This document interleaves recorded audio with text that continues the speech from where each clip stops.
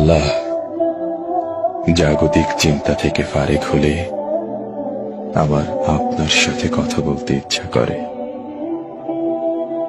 অথচ কোলাহল পেলেই আমি আপনাকে ভুলে যাই।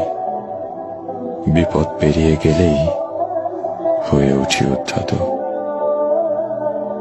নিজের হাসরের দিকে তাকালে দেখি গুনাহের ভারে নুয়ে আছে আমার মিজান।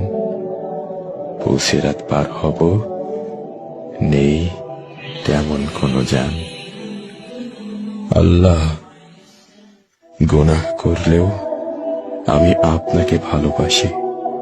পাপী হৃদয়েও অনুভব করি শুদ্ধতার অনুতাপ। আপনার সাথে আমার কথা বলতে ইচ্ছে করে। আপনি আমাকে হেদায়েত দান করুন, ক্ষমা করুন আমার যাবতীয় পাপ।